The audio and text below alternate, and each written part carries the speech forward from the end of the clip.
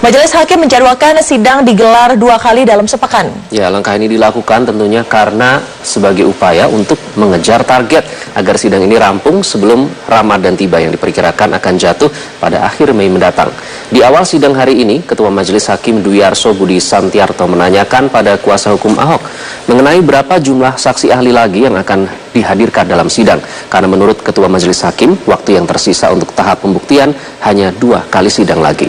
Tim kuasa hukum Ahok pun menyebut masih ada sekitar 15 saksi lagi yang dijadwalkan hadir dalam sidang. Atas pertimbangan efisiensi waktu, Hakim pun menawarkan pilihan agar sidang digelar 2 kali dalam sepekan, agar putusan sidang bisa dilakukan sebelum Ramadan sesuai musyawarah Majelis Hakim. Apalagi, menurut edaran Mahkamah Agung, persidangan juga tidak boleh berjalan lebih dari 5 bulan. Namun usulan bertambah frekuensi sidang dalam seminggu ini masih belum diputuskan, pemirsa, karena tim kuasa hukum masih merundingkannya.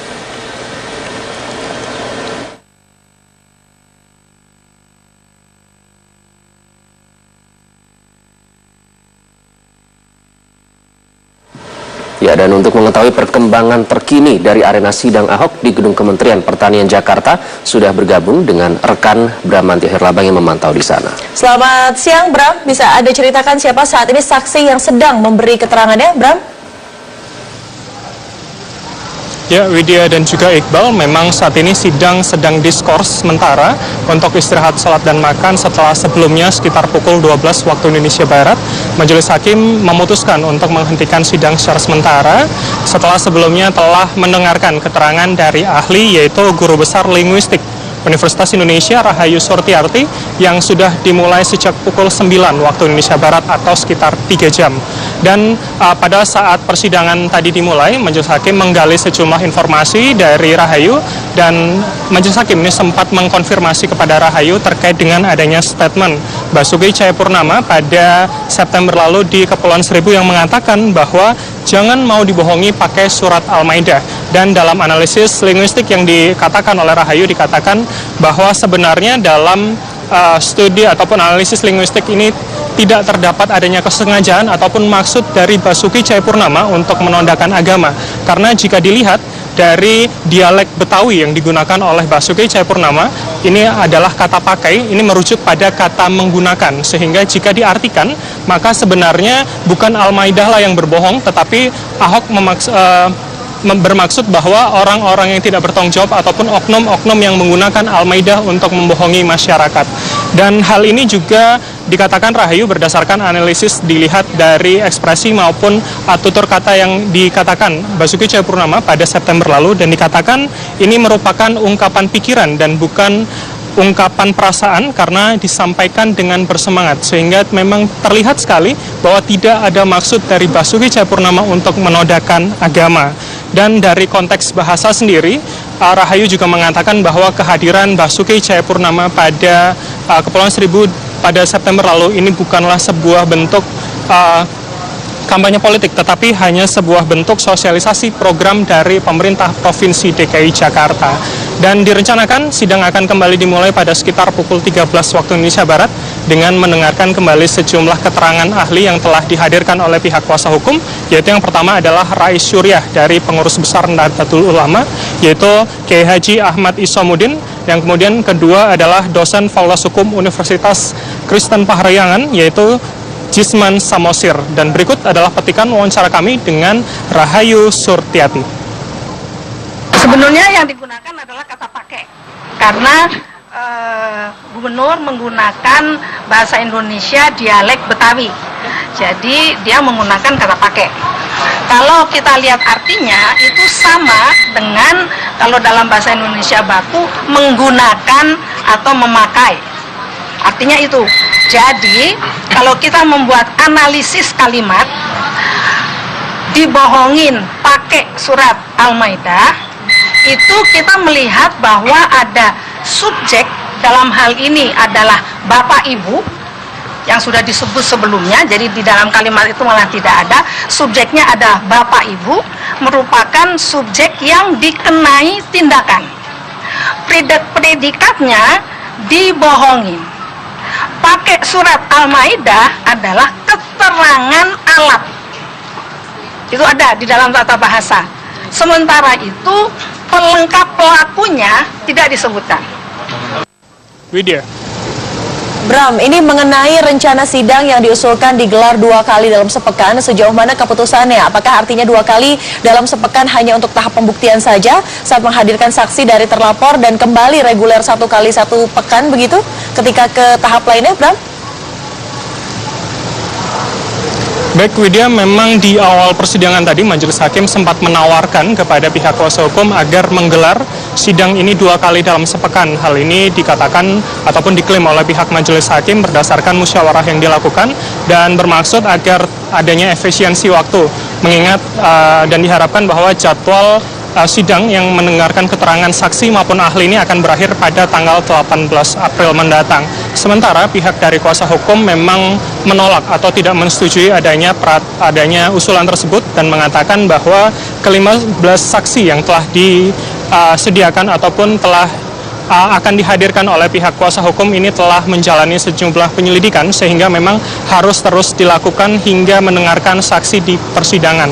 Dan sementara pihak dari kuasa hukum sendiri mengatakan bahwa meski terdapat sekitar 15 saksi, ini dijadwalkan memang seharusnya tidak lebih ataupun tidak sampai melebihi tanggal 18 April sesuai dengan yang ditetapkan oleh Majelis Hakim. Sementara berdasarkan dari adanya dialog maupun diskusi yang dilakukan oleh Majelis Hakim dan juga pihak kuasa hukum, maka tadi pihak kuasa hukum menyerahkan 15 daftar nama saksi yang telah diajukan ini ke pihak Majelis Hakim dan nantinya Majelis Hakim akan membahas dan memutuskan apakah sidang akan dilakukan seperti biasa, yaitu 1 kali dalam seminggu atau kemudian dijadikan 2 kali dalam seminggu dengan alasan efisiensi waktu sebelum tanggal 18 April.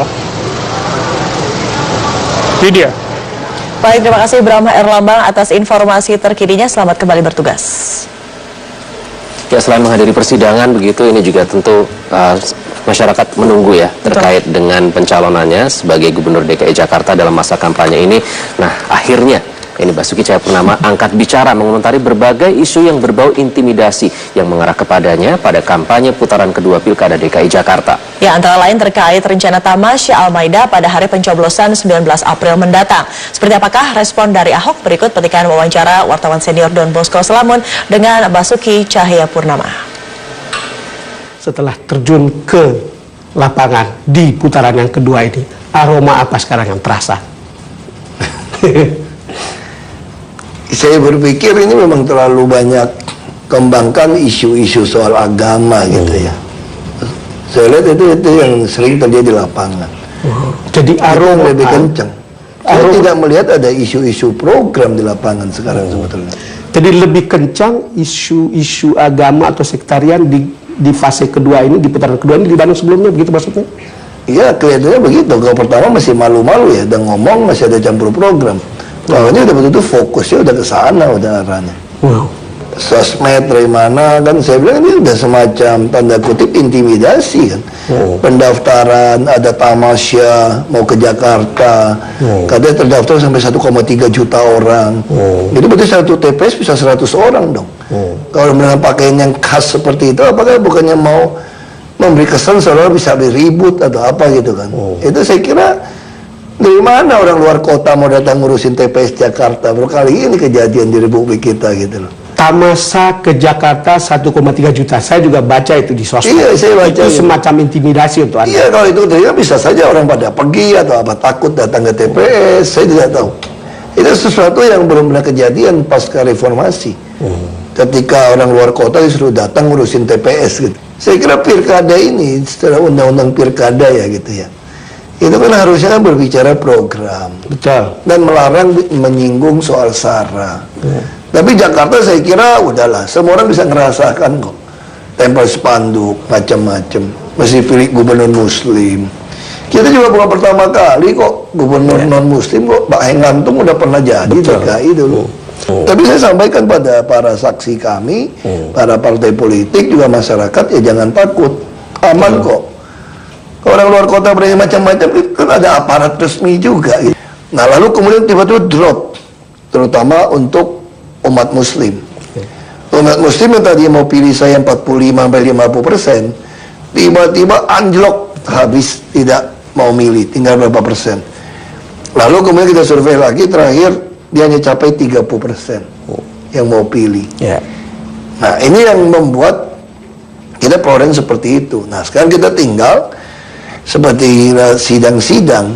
Ya. Ahli pidana kan mengatakan, kalau mau tahu niat orang, itu harus melihat kehidupan sehari-hari. Betul.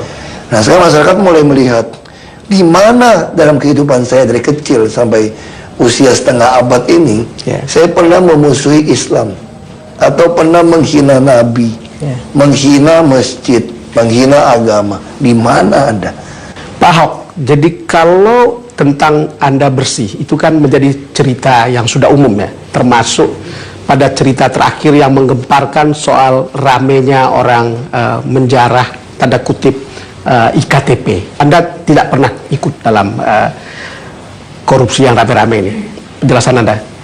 Nah, saya nggak tahu ada permainan atau tidak, tapi yang pasti di DPR itu orang tuh nggak suka sama saya sebetulnya kalau soal bagi-bagi uang. Ya. Tidak suka karena Pernah kasus kejadian beberapa kali perjalanan dinas.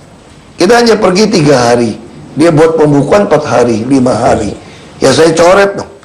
Nggak bisa saya bilang. Kalau 3 hari ya 3 hari. Terus kami pernah ke Maroko. Kerjasama antar parlemen. Masa jalan-jalan ke Spanyol? Spanyol itu pakai euro. oh. Jadi saya tulis tuh di website saya ahok.org itu. Nggak benar saya bilang. Saya baru ditodong di Dubai. Ngamuk saya malam itu. Datang ke Dubai, transit. Langsung di situ Ya, beralih. ketua rombongan panggil saya. Kami semua sudah beli tiket ke Spanyol. Ya, dan wawancara lengkap Don Bosco Slamun dengan calon Gubernur DKI Jakarta Basuki Cahayapurnama akan tayang di program Prime Talk nanti malam pada pukul 19.30 waktu Indonesia Barat. Jangan sampai terlewat. Nah, PLT Gubernur DKI Jakarta yang sementara menggantikan Ahok Ya. begitu, serius ternyata menyoroti insiden lift yang jatuh di pusat perbelanjaan Blok M Square.